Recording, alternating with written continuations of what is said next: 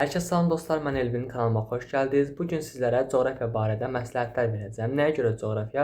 Çünki 2-3 gün bundan qabaq bir post paylaşmışdım və o postda demişdim ki, məsləhətlər istəyirsiniz. Buraxılış və coğrafiya daha çox gəldi. Ən çox da coğrafiya gəldiyi üçün coğrafiya məsləhəti videosu çəkəcəm bu günlərim sizə.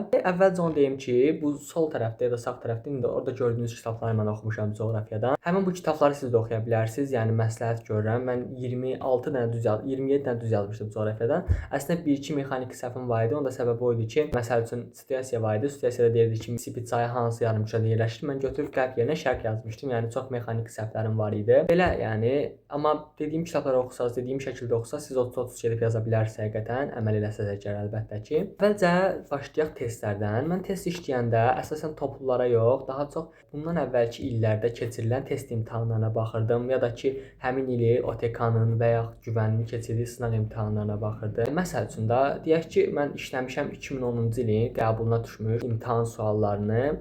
Daha sonra 2010, 2011, 2012 bu cür davam eləmişəm. Yəni bütün illəri işləmişəm mən. Ta ki TDK olan vaxtdan bəri bütün misalların hamısını işləmişəm. Daha sonra bu qutarandan sonra başlamışam OTK-nın hansı ildən başlayıb sınaqları var. Həmin o sınaqları başlamışam. Ta ki 2025-ə qədər öz sınağıma daxil olmaqla işləmişəm. Məsələn, deyək ki, məsəl üçün deyirəm, 2020-də deyək ki, OTK bir dənə sınaq keçirdib. Bu sınağı mən tapmışam və bu sınağı götürüb işləmişəm. Məsələn, 2021-də, 2022-də. Nə vaxt ən son paylaşıldı, o vaxtdan tutmuşam ta ki indiyə qədər bütün OTK sınaqlarını hamısını işləmişəm. Bundan başqa dediyim kimi imtahan, dövlət imtahanları, qəbul imtahanlarında olan suallar işləmişəm coğrafiyadan. Daha sonra bir dənə kitab var, onun şəklini tapsam buralara bir yerə qoyacağam. O kitabda çox qəşəng qısa konspektlər var. Məsəl üçün ekvator xətti belə çəkirlər. Ekvator xəttində hansı ölkələr düşüb onları göstərir. Sonra ayrı-ayrı rənglərlə göstərir. Bu daha çox yadda qalır, ona görə bunu deyirəm. Məsəl üçün belə bir şey də var ki, ekvator xətti çəkib, ekvator xəttinin kəsdiyi çayları göstərir. Yəni tropik xəttin kəsdiyi çayları göstərir. Hansı adalar kəsir, onları göstərir. Bu kimi qəşəng xüsusiyyətləri var o kitabın. Əsasən o kitabdan siz göz yaddaşdan xəttini əzbərləməyinizə kömək eləyə bilər. Ona görə o kitabı da tapsam buralara bir yer şəklini qoyacağam. Tapmasam da altda adını yazacağam, ona baxarsınız. Daha sonra xəritəyə gələk. Xəritədə də dediyim kimi ən əhəmiyyətli şey xəritədir. Siz əgər coğrafiyadan 20 plus yazmaq istəyirsinizsə, milyon faiz yəni xəritəni bilməlisiniz əzbər bir şəkildə. Bu da nətər olur? Yavaş-yavaş olan bir şeydir. Məsəl üçün xəritə deyəndə iqtisadi fizik xəritə, sonra məsəl üçün faydalı qazıntılar olan xəritə, iqlim xəritəsi, tektonik zona xəritəsi və s. və s. Bir çox xəritə var. Bunların hamısını əzbər bilməlisiniz. Bu dünya üzrə də bunu bilməlisiniz, Azərbaycan üzrə də bunu bilməlisiniz. Çünki bu bizə çox lazım olacaq həqiqətən. Məsəl üçün də misal çəkim. Deyək ki, biz deyirik ki, məsələn, Avropada sıx məskunlaşma var. Avropanın düzdür, bəzi yerlərində sıx məskunlaşma var, amma bəzi yerlərində az məskunlaşma var. Buna səbəb nədir? Çox ölkə var deyə. Məsəl üçün sıx oranı ölkələri.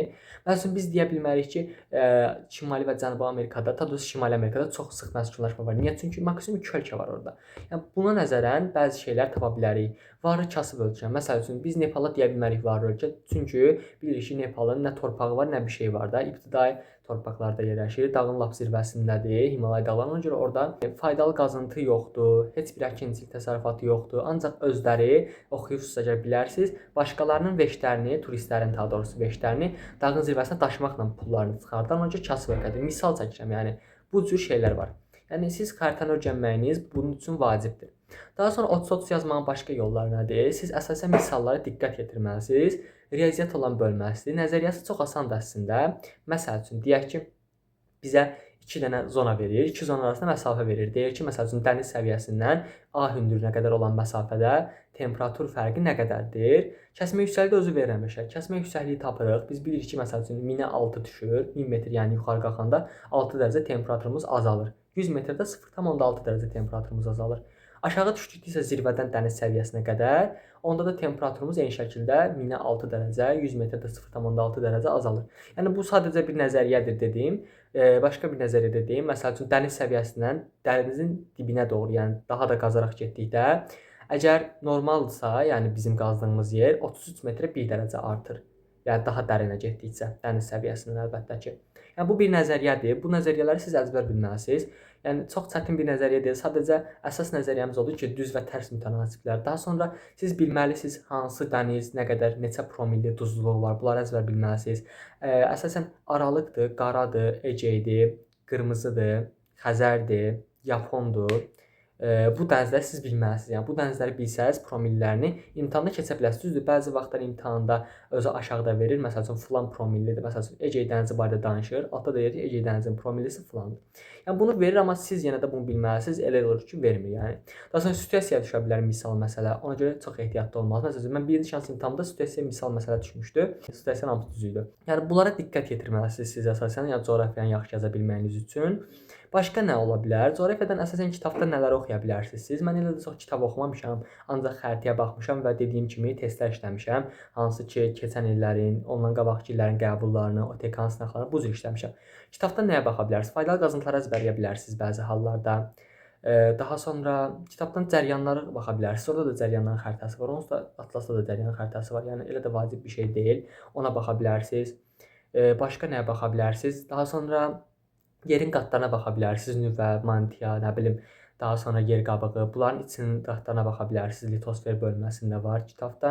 Coğrafiyanın lap ilk səhifələrində, dərsliklərdə bizə tarixindən danışır. Elə də əhəmiyyətli deyil. Çünki mən özüm dediyim kimi qəbul işləmişəm. Yəni 2010-dan bəri qəbullar işləmişəm. Hətta TDK-nın da qəbullarını işləmişəm.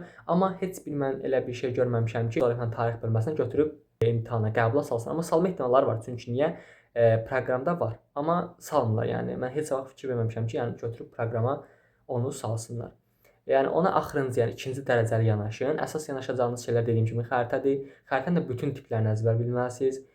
Bundan başqa dediyim kimi misal məsələ olan nəzəriyyəni bilməlisiniz. O da yəni qorxutmasın gözünüzü. Riyaziyyatı bilməyən belə onu gedib yaza bilər. Başqa bir məsləhət verə biləcəyim bir şey yoxdur. Ancaq çalışmalısınız və gedib çoxlu sınaqlar işləməlisiniz. Sınaq işləyə bilmirəm deyilən bir şey yoxdur. Bu sizin özünüzdən asılı olan bir şeydir. Hövsələm çatmır deyib sınaq işləmirsiniz. Bu səhv bir şeydir. Oturmalısınız, test işləməlisiniz. Deyək ki, test işləyə bilmirsiniz. Siz nə qarmalısınız? Müəllim sizə 200 dənə test verib. Deyək ki, bilirsiniz ki, mən bu testin 100-ünü ancaq işləyəcəm və 100-ünü işləyə bilməyəcəm ya da 50-sini işləyəcəm, qalanını işləyə bilməyəcəm. Nə qararsınız? Açarsınız 200 testin ən axırıncı səhifəsini və ən axırıncı səhifəsini işləyəsiniz. Məsəl üçün deyək 200-dən başlayasınız. 200 işləyəsiniz, 199 işləyəsiniz, 198 işləyəsiniz. Yəni bu sırayla işləyəsiniz ki, onsuz da siz biləsiniz ki, məsəl üçün ən çətinləri nədir də. Ona görə axırdan əvvəl işləməyə çalışın əsasda. Belə situasiyalarda da dediyim kimi demədim əslində. Situasiyalarda nəyə baxarsınız? Birinci və ikinci hissə test toplarının arxasında situasiyalar var. Onlara baxın. OTK sınağında düşən situasiyalara baxın. Əsas yəni bunlardır. Situasiyada onu deyim ki, 27 bal verir. Baxın 3 sual 27 bal, biri 9 baldan. Belə. Yəni bu qədər. Bütün abituriyentlərə uğurlar arzulayıram. İnşallah hər kəs gedib istədiyi kimi yazar. Coğrafiyadan 30-30 yazsaz, geri qayıdıb bura yorumlara yazarsınız ki, mən 30-30 yazmışam. Amma inanmıram yazarsınız, çünki telefon zat dəyişərsiniz onsuz da. Belə. Bu qədər. Başqa nə məsləhət videosu istəsəz, başqa nə istəsəz, şərhlərdən bildirə bilərsiniz. Hər kəsə bir-bir cavab verirəm. Bundan başqa da nə deyimsə, heç vaxt ümidinizi itirməyin. Yəni mən filan fəndən filan vaxtı sınaqdan az yazdım deyib çəkinməyin. Çünki mən elə vaxt olubdu ki, blokdan gedib 100 bal yazmışam. Elə vaxt olub 200 bal, elə vaxt olub 300 bal. Yəni gedib blokdan yazmışam onu sınaqlardan. Yəni o qalxıb düşmə ehtimalı normaldır. Əslində bu qəşəng bir şeydir ki, sən oxuyursan, oxumusanlığı tuta bilirsən özündə. Elə bu qədər bütün abituriyentlərə uğurlar arzulayıram. İnşallah hamının ürəyincə olar. İnşallah 2026-da siz də qəbul olarsınız.